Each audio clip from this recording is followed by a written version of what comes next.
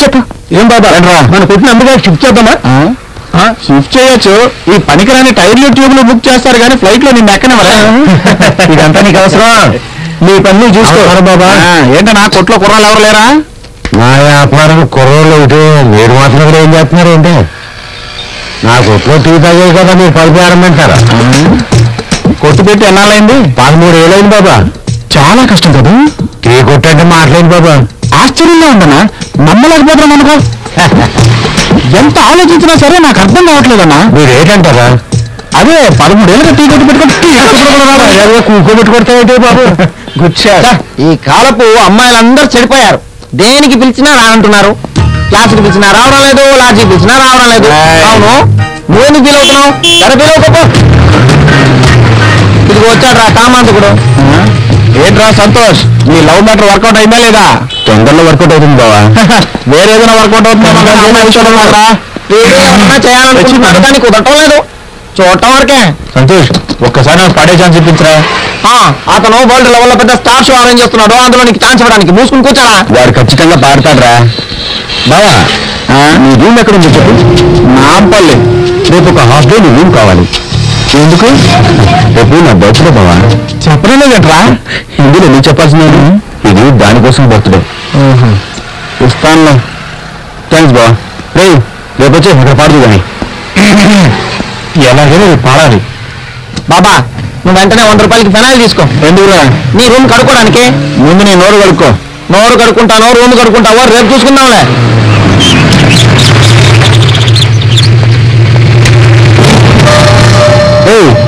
ఏంటి ఆలోచిస్తున్నావు?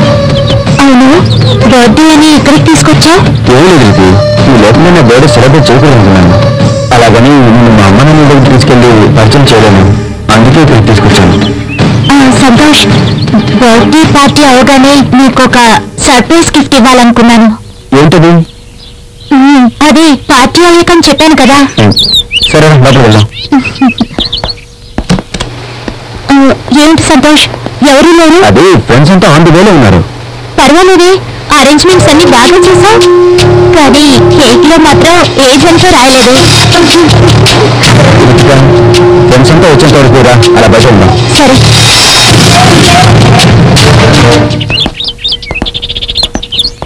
Nice climate.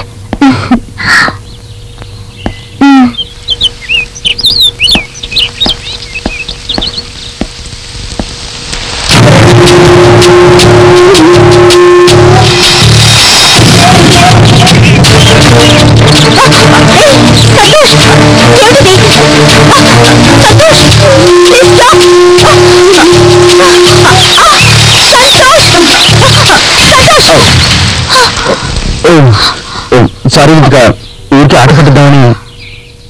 Sorry అంటే సారీ. మీ ఫ్రెండ్స్ అందరూ వచ్చే టైం అయింది. మార్చుకోవడానికి వేరే డ్రెస్ లేదు. ఇప్పుడు ఏం చేయను? నీకు ఇప్పుడు డ్రెస్ కావాలంటే కదా. సరే నాతో రా. సరే, ఇది ఎలా ఆరబెట్టడం? ఏమిటిది?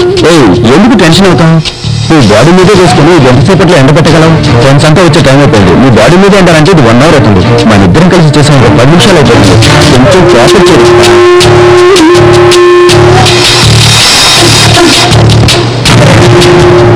రుతిక, బాగా తడిచిపోయావు కదా. సారీ రా.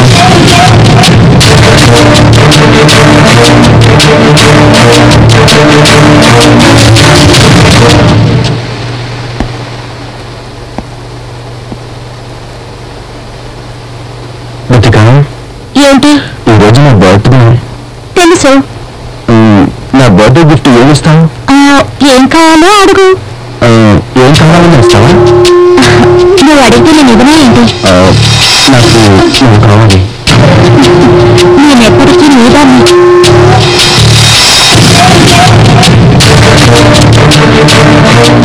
నాకు నీతో సెక్స్ కావాలి.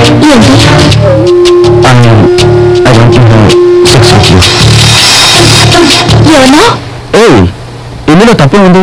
మన ఇద్దరం ప్రేమించుకున్నాం, పెళ్లి చేసుకోబోతున్నాం. ఇందులో తప్పే ఉంది. ఒప్పుకోరుతి.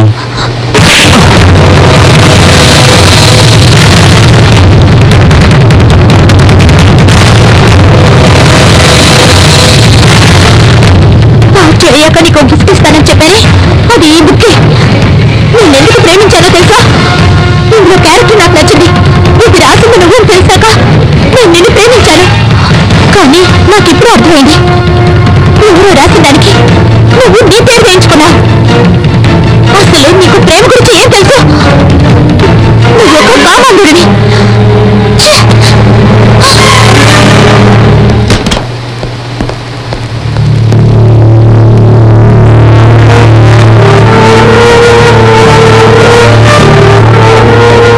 చేయకముందే అది నీ చెమ్మెట్ చేసిందా? అనవసరంగా వాకురా. ఆ అమ్మాయి చాలా మంచి అమ్మాయి. వేరే ఇంకా ఆ అమ్మాయి గురించి తెలుసుకోలేదు. నీకు అసలు ఇంకా ప్రేమ గురించి ఏం తెలియలేదురా. కరెక్ట్ గా చెప్పారా? చెప్పింది వాడిని వదిలేరా ఊరికే. వాడికి ప్రేమ గురించి కామ గురించి ఇంకా వ్యత్యాసం తెలియలేదు. చప్పట్లు కొట్టి వచ్చి కేక్ తిన్నామని వస్తారు కదా. ఎవరికి ఆ ప్రేమ అంటే తెలియదన్నారు?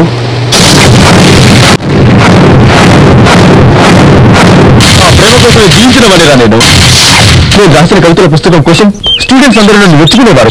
అందరూ నేను కవితల పుస్తకం రాశానని అనుకున్నారు, కానీ నా మనసుకు నచ్చిన అమ్మాయి కోసమే దాన్ని రాశానని నాకు మాత్రమే తెలుసు.